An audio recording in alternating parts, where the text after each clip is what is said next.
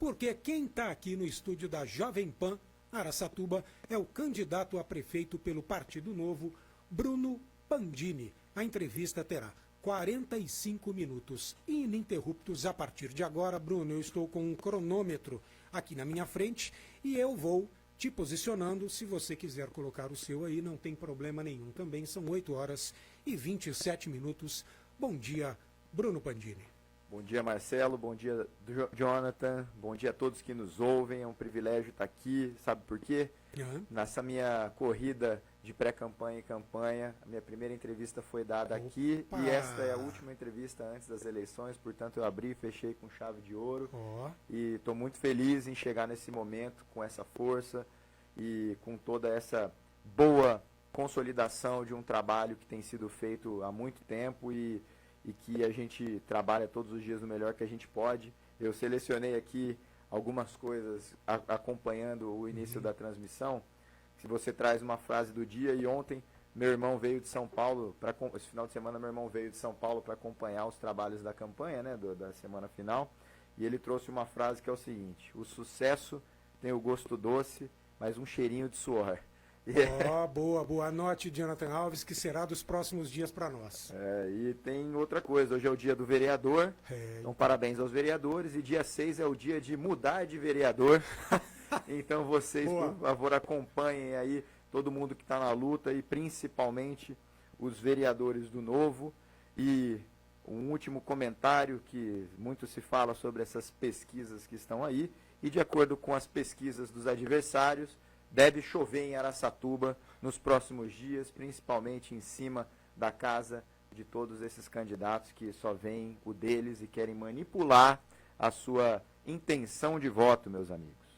Vamos lá. E um abraço para o Dilador, que deve estar em campanha aí, deveria estar trabalhando também, porque o último debate que eu participei, o Dilador estava em Rio Preto fazendo plena campanha numa sexta-feira, horário de trabalho, então fica aí uma lembrança aí, porque ele deve estar no carro carregando o Borella de um lado para o outro. Vamos lá, o ferino Bruno Pandini. Na sua concepção, Bruno, atualmente, qual é o principal problema de Araçatuba na gestão pública e o que você propõe para solucioná-lo?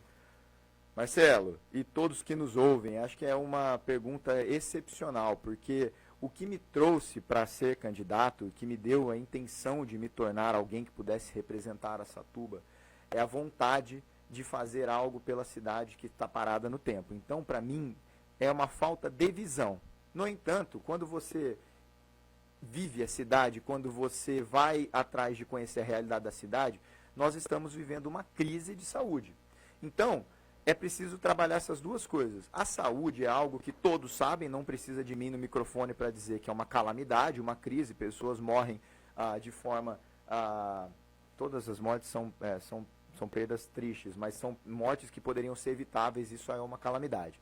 Então, nós precisamos enfrentar essa crise de forma emergencial, e precisamos entender que Araçatuba também é uma cidade que vai além da saúde, que precisa voltar a ser uma cidade protagonista. Nós somos uma cidade que é sede da região administrativa, só que nós não tomamos o protagonismo para nós, porque há muitos anos nós perdemos a qualidade da política e os políticos não têm visão. É um plano de poder, é um plano egoísta, é um plano de exclusão social, é um plano de contra o desenvolvimento. Nós já vivemos numa Araçatuba melhor do que a de hoje e nós viveremos numa Araçatuba pior se nós não mudarmos de direção.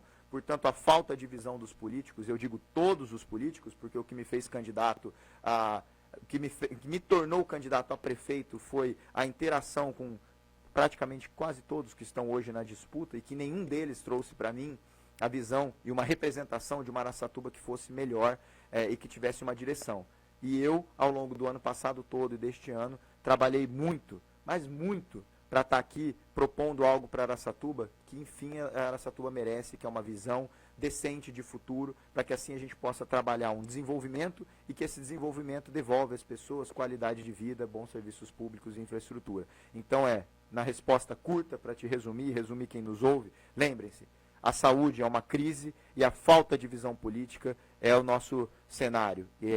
E Araçatuba, se quiser ser uma cidade grande, não pode admitir mais político que pensa pequeno. E a velha política já passou por aqui, quer passar de novo, e não nos ofereceu nada de diferente, por isso que eu estou aqui como candidato. Meu nome é Bruno Pandini, lembre-se disso, e o meu número é 30, viu, Jonathan? É isso, olha, e esta seria, inclusive, o Pandini, a minha segunda questão, porque no seu programa de governo, logo na apresentação, e eu sempre gosto de dizer isso para você que está nos ouvindo, eu li todos os programas de governo e mais de uma vez cada um, me pegando ali nos detalhes. E aí na apresentação do programa do Pandini aparece retomar o protagonismo do Noroeste Paulista. Então ele já falou alguma coisa aqui, mas eu me lembro, Bruno, que tanto na entrevista que você nos concedeu aqui, quanto em outras, você diz que a percepção que as pessoas têm de que Araçatuba mudou, ela tem que ser relativizada, né? Você diz, mudou em relação a quê? Então você acabou de dizer agora na primeira resposta que Araçatuba já foi melhor no passado. Então isso é relativo com o que a pessoa tem que comparar para chegar à conclusão de que Araçatuba está melhor ou está pior? A política ela sempre vai te apresentar algo para dizer que melhorou, mas a gente precisa ter uma visão de um alcance maior daquilo que nos é apresentado, senão a gente fica de frente para uma informação também manipulada. O que eu quero dizer com isso? Araçatuba, ao longo do tempo, cresce organicamente, mas sem coordenação. Se nós todos aqui na sala, e você que nos ouve, ficar parado, até o seu cabelo cresce, para quem é careca, os pelos do corpo, enfim, se você ficar parado, não fizer nada, alguma coisa acontece, não da forma que você quer. Por isso que a gente tem que sempre aparar o cabelo, aparar a barba, cuidar da gente, escovar o dente, porque se você ficar o dia inteiro sem comer, sem nada, você vai começar a ter um bafo. Então, assim, essa manutenção do nosso corpo é a mesma coisa de uma cidade. Se você não fizer nada, a cidade vai crescer de uma forma ruim. Só que a gente não tem, há muitos anos, uma coordenação de cidade. Uma coordenação que se cresce. Cresce um conjunto habitacional, é importante para você diminuir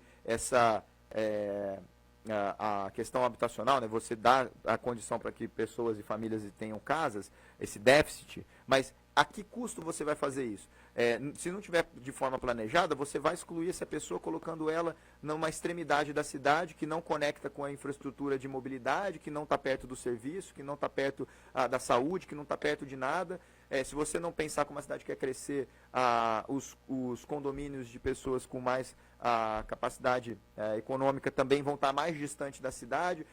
Então a gente está crescendo de uma forma absolutamente descoordenada. E aí quando a administração atual vira e fala para nós, olha, mas nós construímos aquela avenida que há 40 anos não se construía, muito bom, nós tiramos algo que dependia do passado e trouxemos agora, mas a comparação é com a Araçatuba própria. Você compara uma avenida que tinha um tamanho X, e agora ela tem um X mais 2 quilômetros, e você fala, olha que mudança. Mas a gente não mudou em relação a outras cidades. Essa avenida nos traz o quê? Nos conecta com o quê? E o que tipo de desenvolvimento ela traz para aquela região? Que tipo de coisa vem associado a isso? E o político não vê isso, ele só constrói a avenida e não tem ali a visão.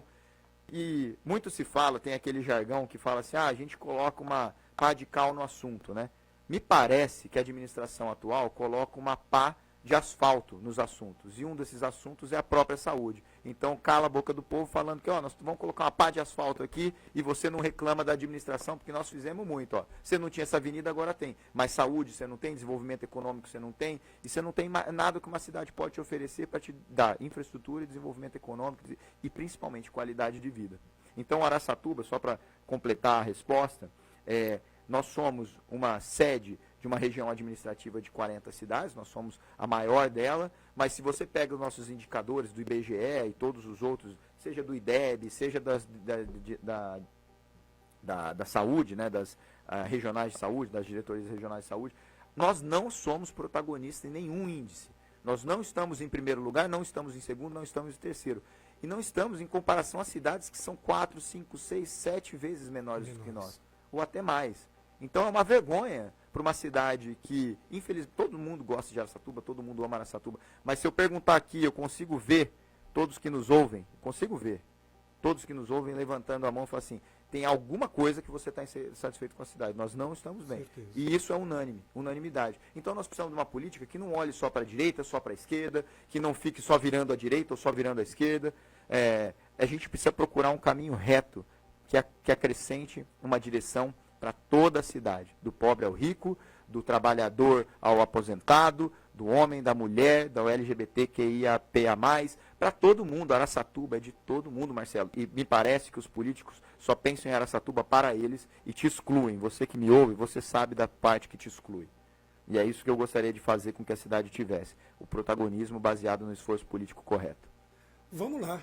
Dito isto, me parece, talvez você tenha essa informação até mais precisa do que eu, porque o pessoal de campanha faz pesquisa, faz muito levantamento. Existe uma percepção de que a cidade está bem, como você mesmo disse, porque tem asfalto, que eu entendo que não é mais do que obrigação do poder público. Mas, e, por outro lado, nem todo mundo tem uma impressão de que pode existir corrupção nesse meio. A cidade está crescendo, está ali mais ou menos, e a corrupção meio que parece que não existe. Você é advogado, especialista na área. Como é que enxerga a corrupção, se é que ela existe, na atual gestão municipal? Estou falando isso porque na parte é muito contundente a fala, o texto, a mensagem no seu programa de governo sobre integridade e governança. Você enxerga que existe ou não corrupção e o que propõe para evitar isso? Olha, Marcelo, e quem nos ouve ou assiste pelo YouTube, né? Ou Facebook. A corrupção, eu trabalho na área e estudei muito o comportamento humano com uma doutrina relevante, né? E aprendi com isso na prática e nos meus estudos, que a corrupção é tão inerente ao ser humano quanto a nossa capacidade de amar.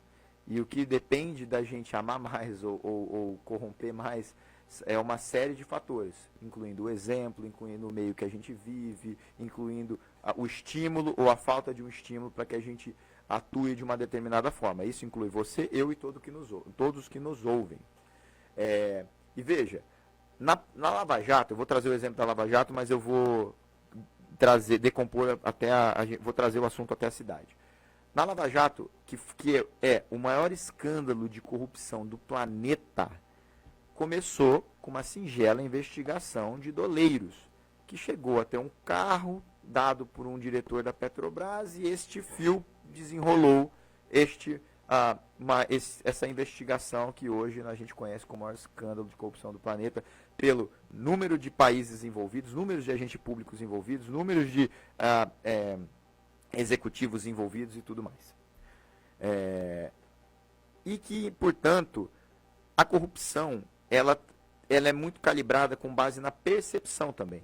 Existe um índice de corrupção chamado Índice de Transparência Internacional, que demonstra isso. E é um índice de percepção. O que é isso? O Brasil vem caindo nesse índice ano a ano.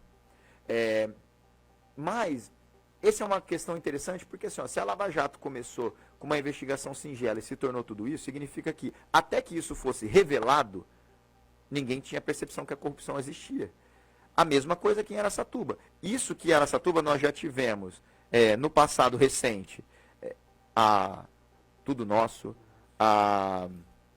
Raio-X, ligações perigosas agora, quer dizer, passado recente teve investigação, no nosso presente tem investigação, as coisas estão em andamento e não existem processos e procedimentos adequados, a transparência da cidade é questionada, os contratos são questionados, por quê? Porque o serviço não chega na ponta, o que significa que há uma deficiência nos contratos, há uma deficiência na prestação de serviço, não há um rigor de fiscalização, não há um rigor de cobrança, o que significa há um acúmulo de cargos comissionados que a gente sabe como é que é feito na política do jeito que ela é, numa Câmara composta com a atual administração, que estrangulou uma CPI da saúde. Ora, se você não deve, por que não investiga e você ganha o selo de falar assim, olha, eu fui, investiguei e não teve, tá vendo? Isso é uma prova, isso é um troféu de qualidade de governança. Não, mas o medo, o rabo preso, que a gente chama, né, estrangulou uma coisa que é para o cidadão.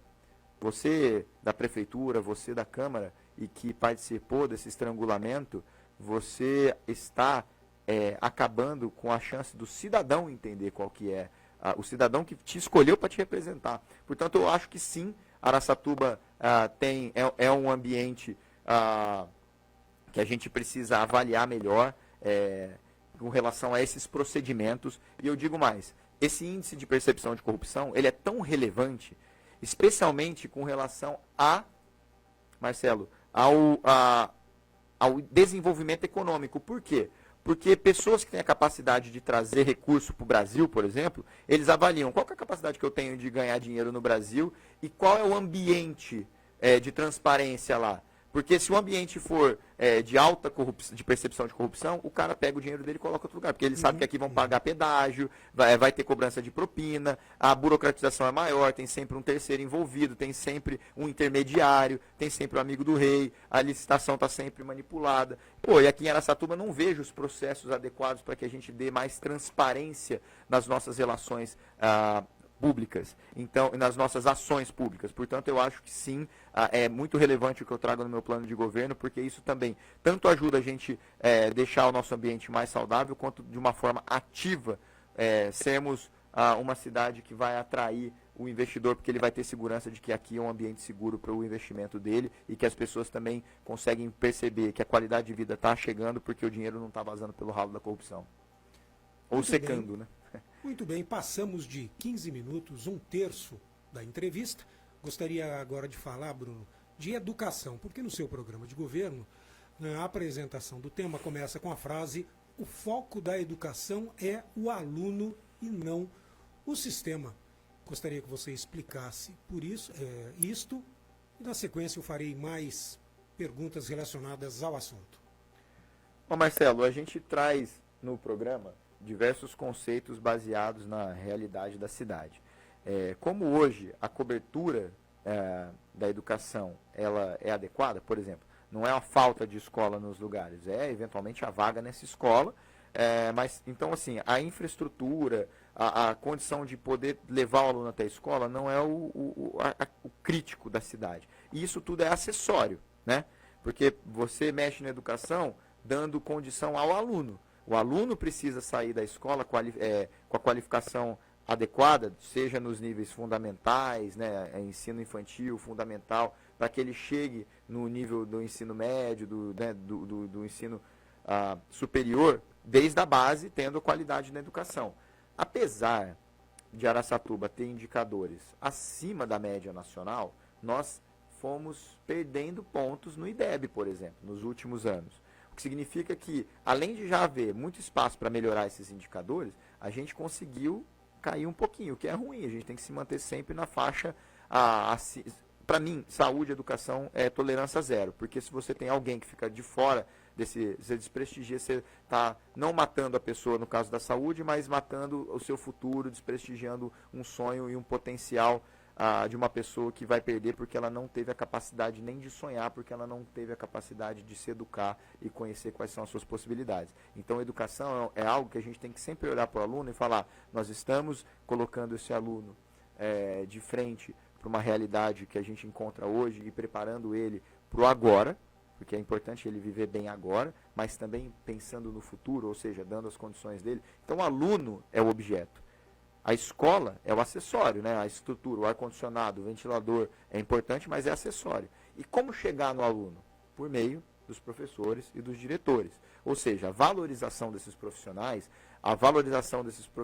e junto com eles, e pensar não só numa forma de remuneração, mas de uma capacitação, aumento da capacitação, pensar o que influencia na forma deles ensinarem os alunos, o que poderia ser feito para que a grade curricular ajudasse a dar mais dinamismo ao ensino. Então, português e matemática é fundamental, mas que outra condição nós poderíamos acrescentar à grade curricular, que a gente sabe que a forma do ensino poderia ser mais dinâmica e mais viva para esse aluno que precisa de uma atenção diferenciada daquilo que você estudou, da forma como eu estudei, da forma que outras gerações estudaram. Então a gente está sempre precisando atualizar o professor e dando condições e valorizando eles para que a educação chegue na ponta, que é o aluno. Portanto, é assim que eu vejo a educação. Se a gente excluir o aluno e só falar qual foi o prefeito que mais construiu escola ou quem foi que trouxe o ar-condicionado, a gente está falando só de quem quer comprar cimento e tijolo, e não é sobre isso. Perfeito. E aí ainda na educação, no programa de governo também tem uma mensagem lá falando em estabelecer parcerias com instituições privadas para atender a demanda em creches. Eu estou imaginando que num primeiro ano de mandato não seja possível fazer nada de excepcional, porque o orçamento daquele ano foi aprovado no ano anterior. Então, é a atual Câmara que já definiu o que o prefeito vai poder gastar ou não no ano que vem. E aí você fala isso, atender a demanda em creches com parcerias com instituições privadas. É possível? É possível e é realizado por diversas cidades no Brasil, inclusive. Na ausência de vagas em creches públicas, os governos, os governos municipais, pega São Paulo, Recife, Campinas, Rio de Janeiro, principalmente as capitais, né, porque os números, os indicadores deles são sempre mais sensíveis, eles têm essa parceria público-privada para garantir que o aluno não fique fora da escola. Não é uma medida de prazo permanente, mas é uma medida relevante enquanto você precisa reformar a estrutura de uma escola ou dar mais capacidade para porque às vezes não é um problema estrutural, é um problema de recurso humano também, não tem tantos professores, não tem o corpo docente. Então, são medidas paliativas, se eu puder dizer assim, mas que garantem que aquele aluno não perca um ano letivo ou mais de um ano, porque isso é um atraso relevante na vida de uma criança. Especialmente porque são sobre crianças que a municipalidade se desdobra, né? A responsabilidade é sobre as crianças, porque o ensino médio, o ensino superior é Estado e União. Então nós precisamos garantir que a criança de 0 a 3 anos estejam nas creches e as crianças um pouco mais velhas do que isso estejam nas escolas, podendo já ter toda a fundamentação e a estrutura fundamental que vai dar toda a capacidade deles continuarem seu currículo escolar ao longo dos anos, sem que eles percam um ano sequer e não desprestigiem, porque a idade daquilo que se aprende também tem a ver com a idade mental. É pensado isso pelo Ministério da Educação, né? Então é muito relevante que a gente não perca a oportunidade no momento certo. Perfeito, Bruno. Tem muita gente nos acompanhando, tanto pelo Facebook quanto pelo YouTube. Renata Mazei, Zé Roberto Campos, a própria Madalena Celone, esse pessoal aqui lá no Facebook, né? Assim como João Gabriel, Rodrigo Treco, Paulo Sabione, o advogado Arthur Júnior, Oscar Saito Neto, e lá pelo YouTube, rapaz, aí tá bombando. O Eric, o Thiago dos Reis, do 018, te mandando um abraço, Cecília Aparecida Garcia, Carol Bonassi, Regina Mazzi, que esteve aqui, inclusive, dias atrás, sendo entrevistada no Panorama Político, a Rosana Eraque, deixa eu ver aqui mais, William Barbosa, o Beto Bergamo, falando aqui, ótimo rapaz, muito bem. Então, e o Marco Antônio Rodrigues Fernandes, o Marco lá do Colégio CETEA, entrevista de Bruno Pandini bombando. Ô Bruno, vamos falar agora de desenvolvimento econômico, só preciso dizer que nós estamos com 22 minutos e 30 segundos, metade da entrevista realizada. Em desenvolvimento econômico, está lá no seu programa de governo, Comitê Permanente de Desburocratização e áreas de melhorias de negócios. Você pode explicar essas ideias e o plano geral para fomentar a economia de Araçatuba? Com o maior prazer, e você que me ouve, este é um momento importante da entrevista, todos são, mas este momento eu gostaria de chamá-lo a atenção, ou chamá-la, porque, veja, uma cidade, ela cresce quando ela, eu vou começar do básico, até invadir os assuntos. Mas uma cidade, ela cresce quando ela atrai pessoas para morar ou quando ela atrai empresas e negócios. O que faz com uma cidade, Marcelo, traga pessoas para morar? Quem que quer vir para Araçatuba? Né? Oportunidade de emprego, qualidade de vida. Exatamente, são esses os dois fatores. Primeiro critério que uma pessoa toma para, o maior, né, dos indicadores, é oportunidade de emprego, oferta de emprego. Araçatuba, ela emprega 30% a 32% das pessoas com idade ativa, ou seja, não é atrativa para o emprego. Óbvio que vem gente trabalhar aqui, mas não é o eixo que movimenta a cidade a ponto da gente crescer constantemente por esse motivo. E qualidade de vida? Também não. Nem sequer para visitação, no turismo e tal. Eu estou invadindo um pouco já da questão econômica, mas qualidade de vida não tem. Por quê? Dos espaços públicos que existem, nós estamos perdendo o convívio nas praças, porque elas estão deterioradas. Há uma reforma de uma ou outra, mas são mais de 150 praças. Então não é uma ou outra que representa 150. Então a gente está perdido esse convívio, há cada vez menos áreas de lazer público, cultura cada vez menos chegando nas pessoas de forma gratuita também. Então é um lugar onde Araçatuba não tem conseguido oferecer nenhuma dos dois principais critérios para trazer gente para aumentar a nossa arrecadação, certo? Estou falando como gestor público, né? Okay. Na posição de um gestor público. E o que atrairia negócios? A pessoa que vem trazer negócio para Araçatuba e desenvolver economicamente a cidade, auxiliar essa economia, a cidade ela é a engrenagem e a economia é o motor que carrega a cidade. Então, que estimula tudo na cidade. Então, o que faz com que uma pessoa pense em investir aqui, uma empresa? Ela vai olhar e vai falar assim, qual que é a capacidade do mercado de trabalho? Existem pessoas, a oferta de trabalhadores é boa? Primeiro ponto. Essas pessoas são qualificadas? Segundo ponto. Terceiro ponto, qual é a infraestrutura da cidade? As pessoas com quem eu vou contratar, elas conseguem ir e vir das suas casas até meu trabalho com segurança? Porque se não tiver como ir e vir, o nosso sistema de ônibus é precário, então o cara vai falar assim, será que eu vou ter que pagar por isso? Se ele vier de ônibus, se ele vier de bicicleta, será que ele corre o risco de sofrer um acidente? E de moto? E de carro? Qual que é o índice de infraestrutura aqui, de índice de acidente? Por quê? Porque qualquer acidente no trânsito, da ida ou na volta para o seu trabalho, um processo trabalhista que ele vai ter que enfrentar. Então ele vai ter que arcar com a própria mobilidade dessa pessoa. O sistema de saúde funciona? Porque se o sistema de saúde não funcionar, sou eu que vou ter que pagar um convênio para essa pessoa, isso vai encarecer meu negócio. E assim por diante. Onde que essa pessoa mora? Perto ou longe? Qual que é o fluxo de pessoas que tem? Qual que é o mercado de Araçatuba? Eu estou em Araçatuba ou tendo o mercado regional? Qual que é a logística, etc. e tal. E quais são os incentivos que a cidade me dá? E aí, quando a gente fala nos incentivos, aí eu entro na sua pergunta especificamente.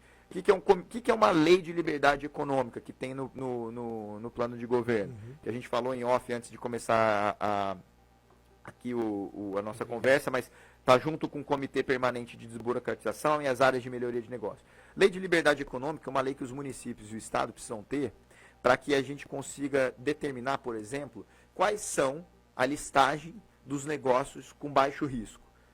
E outros assuntos, mas você tem que colocar em ordem essas coisas para entender como que a cidade se vê e vê os negócios, para que a gente consiga falar o que é um negócio de baixo risco. Por exemplo, uma loja de venda de roupa, um escritório de advocacia, um cabeleireiro, uma manicure.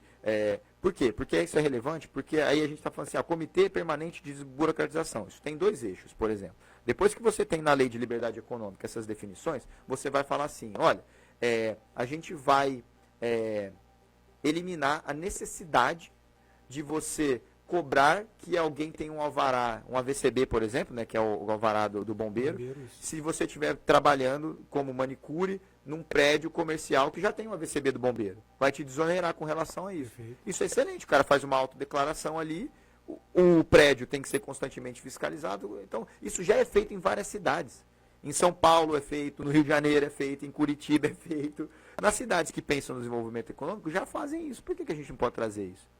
Qual é a qualidade dos nossos vereadores e a qualidade da prefeitura para trazer isso, para desonerar o pequeno microempresário? E a desburocratização também chega no grande. Por exemplo, quando eu estive no parque industrial e falei com as lideranças do parque, as pessoas, os industriais que lá estão, eu queria muito alegremente falar de futuro. O que faremos? Aí os caras, Pandini, para aí. Não é hora de falar do futuro, sabe por quê? Porque nós estamos 20 anos atrasados no tempo. Nós não temos a regularização fundiária, nós não conseguimos pegar recurso no banco, nós não temos infraestrutura de saneamento porque a regularização aqui está precária, nós não temos asfalto por toda essa condição. Então, se a gente tem um comitê permanente de desburocratização, a gente atende essas pessoas e consegue, como você mesmo disse, como eu estou limitado no primeiro ano a um orçamento que não foi definido por mim, eu posso, por outro lado, dar o esforço jurídico, o esforço burocrático necessário para que, enquanto eu não puder pensar na organização da eficiência do dinheiro público, eu possa pensar em quem tem condição de gerar riqueza em Araçatuba, eu falar, olha, eu estou ouvindo vocês e vamos solucionar nossos problemas. Por exemplo, quem quer fazer obra aqui, em quanto tempo demora para sair um alvará, uma licença? 3, 4, 5, 6, 7 meses. Pô, isso para o fluxo de caixa do empreiteiro é uma morte do empreendimento. Então o cara vai empreendendo em outra cidade, numa cidade vizinha, mas não aqui. No parque industrial, o cara, enquanto não tiver isso solucionado, então o objetivo, o compromisso é vamos solucionar o problema do passado com força de ter o comitê permanente que olha e atende essas pessoas, para que a gente possa falar assim, olha, quem tem condição e já gera riqueza aqui, vai poder ampliar o seu negócio, antes de pensar em trazer novos, a gente já cuidar de quem está aqui.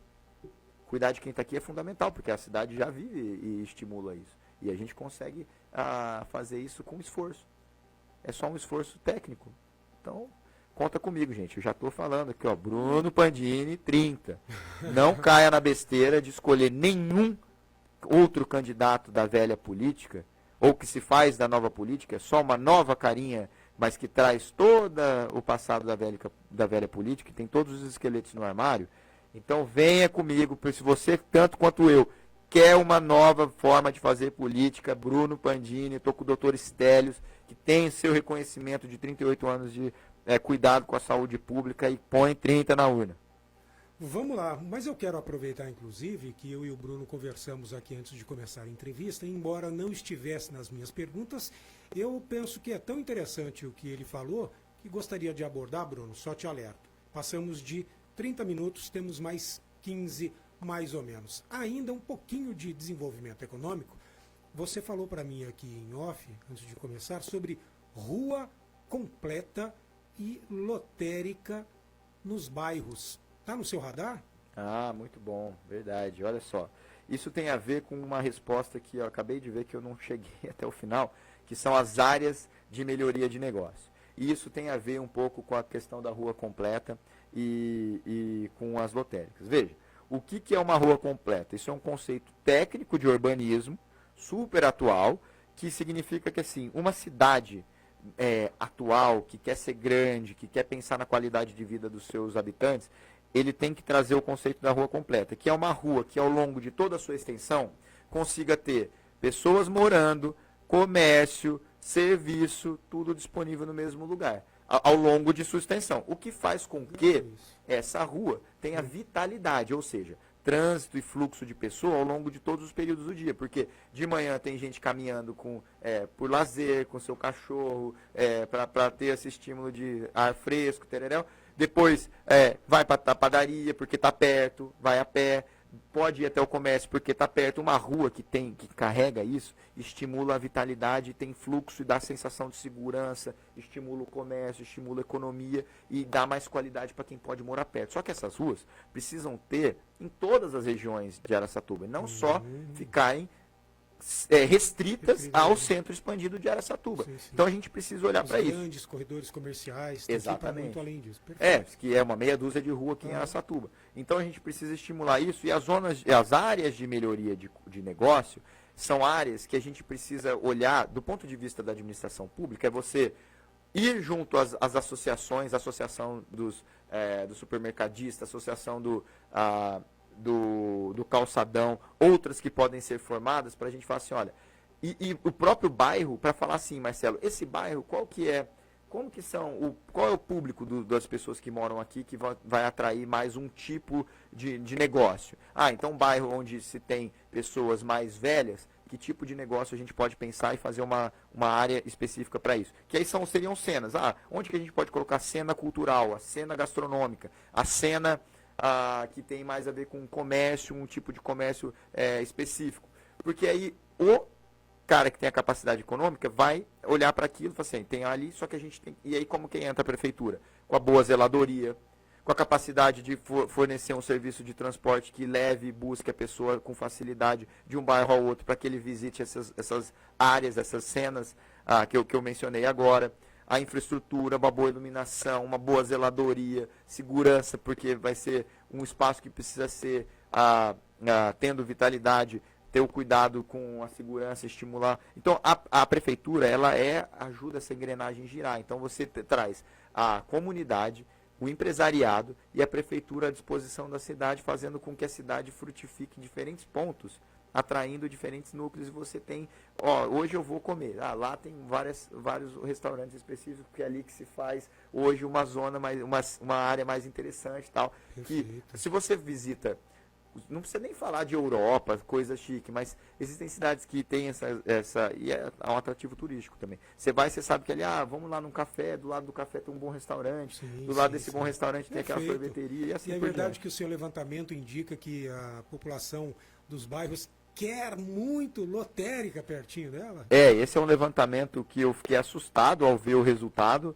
Não foi um levantamento feito por mim, mas foi um levantamento feito pela CETEC Lins, paga pela prefeitura. Então a prefeitura fez o pagamento de uma pesquisa e parece que não usa. Então, assim, o que adianta você ter a informação e não usar? Porque, sabe, vou fazer uma breve digressão aqui para você que me ouve e para o Marcelo. 35 minutos, tá? Não tem problema, porque isso é importante para a gente ver. Vamos lá. O que é autoconhecimento? Quando você não sabe que se você toma muito álcool vai te fazer mal, você não tem culpa de falar, você não sabe o que está te fazendo mal. A partir do momento que você descobre que aquela coisa está te fazendo mal, aquela comida ou aquela bebida que está te fazendo mal, você tem um autoconhecimento e você passa a ser responsável pelas suas ações. Uhum. A prefeitura, tendo conhecimento de várias coisas e não agindo, ela se torna negligente, irresponsável. Então, para mim, essa resposta, para quem nos ouve, a pesquisa apontou assim, várias pessoas de diferentes bairros foram questionados sobre que tipo de empreendimento você gostaria que tivesse no seu bairro. Uhum. Algumas pessoas falaram, uma pracinha para as crianças, uma quadrinha, uma sorveteria, um shoppingzinho, mas a maior parte das pessoas, isso para mim foi de explodir a cabeça, queriam lotéricas, porque a pessoa simplesmente precisa pagar a conta de ônibus. Marcelo, você pensa nisso? É tão precária as condições que os bairros têm, as periferias têm, né, as zonas mais periféricas da cidade, que o cara quer uma lotérica, antes dele pensar na praça, antes dele pensar na quadra, ele fala, só preciso pagar a conta porque eu não aguento mais, não tem ônibus que me leve para lá, é precário o serviço, eu não quero ir de bicicleta nesse calor de rachar com cada vez menos árvore, não tenho condição de ir de moto, não tenho condição de carro porque é caro. Então, a cidade precisa pensar, esse é um indicador fundamental da gente olhar, olha como eles estão desassistidos. Óbvio que a prefeitura não tem a capacidade de falar assim, eu vou te levar à lotérica, mas quando a gente pensa nessas áreas de melhoria de negócio, a lotérica chega, porque é um dos empreendimentos possíveis, porque ali vai atrair pessoas, eles falam, olha que espaço bacana, que boa zeladoria, está atraindo as pessoas. Tudo isso é desenvolvimento econômico. Tudo isso é visão, Marcelo. Perfeito, muito bem. Bruno, já foram praticamente 37 minutos, temos 8. Penso que algo muito importante, que até para mim novidade, pois não encontrei em nenhum outro programa de governo, é a sua proposta de corredor verde. Eu coloquei no item sustentabilidade, mas me parece que ele é associado a desenvolvimento econômico e outras coisas. Então, gostaria que você falasse de corredor verde e, se tivermos tempo ainda em sustentabilidade, crise hídrica. Vamos ao corredor verde primeiramente? Vamos, e vou pedir a atenção dos ouvintes mais uma vez para navegar comigo no futuro da cidade, imageticamente. Então pensem em vocês, quem puder feche os olhos, quem estiver dirigindo, abra os olhos. É o seguinte, são diversos corredores estimulados por uma vegetação densa, arbóricos, mas que eu vou então navegar em um para que a gente entenda o que são. Pense você saindo ali da Avenida 2 de Dezembro, toda a sua extensão, até chegar à pista de skate. Ali perto também tem a Praça Paraíso. Passa pela Lagoa do Miguelão. Vá até o Bosque. Do Bosque, vá até Arthur Ferreira da Costa. Próximo às 600 casas que tem pracinhas ali. Dê a volta até por trás do bairro até a Praça Diogo Júnior, que fica em frente à avenida da entrada do recinto de exposições. Todo esse trajeto, se tornando um corredor verde, vai ter árvore por toda a sua extensão, uma faixa de bicicleta e de caminhada e corrida. Isso tudo já está estimulando tanto uma sustentabilidade na forma de você ter um lugar mais agradável, menos quente, e a capacidade de diminuir a temperatura varia até 7 graus, o que é inacreditável para uma cidade tão quente quanto a nossa, e cada vez mais quente e seca, com capacidade de absorver água da chuva, porque não é só asfalto e cimento, e que, portanto, tem ali uma qualidade inerente à sustentabilidade e à troca de gás, né, tendo mais oxigênio. Quando você fala faixa de bicicleta e de caminhada, você não está disputando espaço com o carro, mas você está dando mais segurança e qualidade, tanto para um lazer, quanto para a pessoa que utiliza a bicicleta para se locomover para o trabalho, para estudar, enfim, para usar para o dia a dia mesmo, como meio de transporte. E ele passa nesses espaços públicos que eu falei, Lagoa do Miguelão, pista de skate, bosque, que deve ser o símbolo e o ícone da transformação da cidade a partir do bosque, do ponto de vista da sustentabilidade. E cada espaço desse a gente pode trazer a iniciativa privada para dizer, olha, vai ter mais fluxo de gente aqui. O que podemos fazer para atrair e também transformar isso numa zona mais interessante para trazer esse conceito de vitalidade para a cidade? E aí a gente tem mais interesse da iniciativa privada para fazer do Miguelão algo diferente. Não vou dizer aqui o que é, porque quem tem que dizer o que é, a cidade é tudo aquilo que as pessoas pensam dela através da política. Então, eu preciso das pessoas dizendo o que elas querem. Não sou eu aqui que vou empilhar a promessa para pedir o seu voto de forma desonesta. Eu quero dizer que o esforço para o Corredor Verde existe, mas eu preciso de você trabalhando comigo, você que mora perto dessa região. Então, você tem toda essa região coberta. E aí a gente quer cruzar de norte a sul, de leste a oeste, para que a cidade se conecte através dos corredores verdes. E perto desses lugares onde eu falei, tem escolas. E aí muita gente nessas escolas públicas vão de bicicleta, são levadas a pé pela família. Então é mais um caminho seguro para as pessoas terem para a cidade. O Corredor Verde é tudo isso e muito mais, porque tem segurança, iluminação, vai ser um trajeto de ronda, porque a Guarda Municipal cuida de espaço público e ronda escolar, então está tudo integrado. Então a gente está falando de um projeto que fala sobre sustentabilidade, mobilidade, segurança, educação, meio ambiente.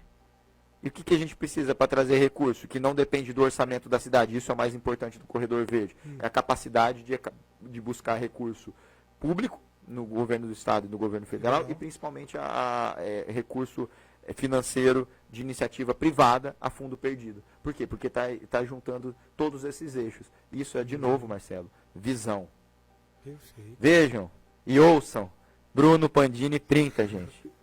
Bruno, você tem... e crise hídrica, se eu puder. Tem 3 minutos. Então, assim, suas considerações finais. Se quiser falar da crise hídrica, fica à vontade, o tempo é seu. Eu estou perdendo minha saliva, eu estou ficando com a boca seca, então vou falar algo mais importante, porque nós estamos na semana da eleição e nós estamos enfrentando pesquisas manipuladas. E no espaço de uma semana, nós tivemos 3 pesquisas. Cada dono de uma pesquisa apareceu em primeiro lugar.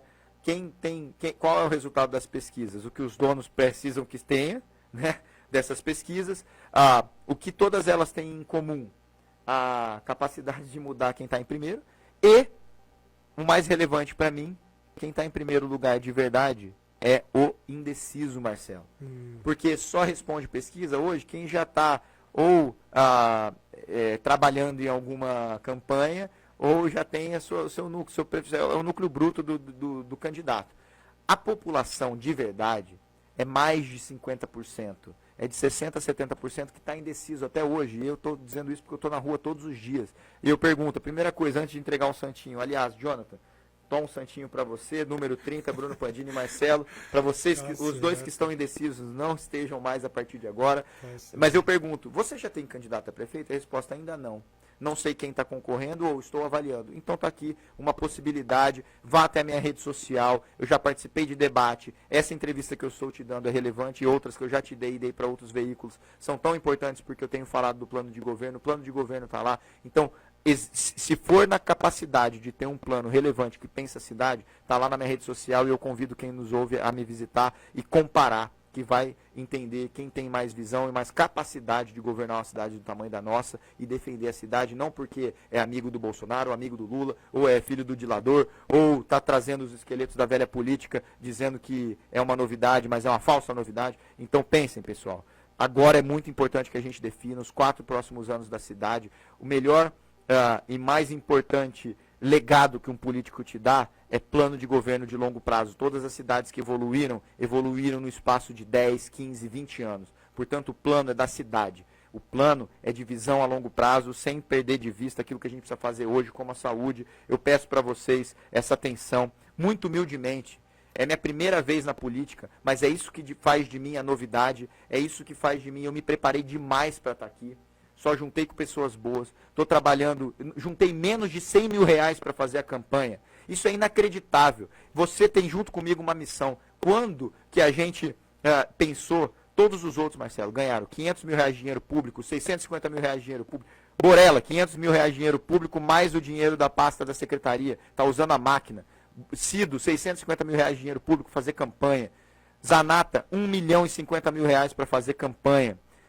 Fornari, 1 milhão e 450 mil reais para fazer campanha. O que é isso, gente? É dinheiro que vai pro ralo, é dinheiro que devia estar na saúde, é dinheiro que devia estar em outros lugares. E eu juntei menos de 100 mil reais para fazer a política com qualidade, para representar você. Então, se eu tiver 10 segundos para te dizer, meu nome é Bruno Pandini e o meu número, o seu número é 30 a partir de agora. Pare de ficar indeciso e vamos junto. Muito bem, 45 minutos e 7 segundinhos, está dentro aí. 7 é cabalístico. Tempo, não é? Cabalístico, é isso aí. Pandini, eu te agradeço pela gentileza em comparecer ao Jornal da Manhã Araçatuba e te faço um convite, como estou fazendo a todos os candidatos que estão concordando em vir aqui. Caso seja eleito, gostaria de contar com a sua presença mais uma vez no programa na próxima segunda-feira, dia 7 de outubro, ok? Já está na minha agenda, 7 de outubro. Muito bom. E hoje, depois dessa entrevista, tenho certeza que é isso. O resultado é esse. Estaremos juntos segunda. Valeu, boa sorte, bom trabalho, porque já são 9 horas e 13 minutos. A gente vai para um rápido intervalo e daqui a pouquinho a gente volta. Aguarde um instante só.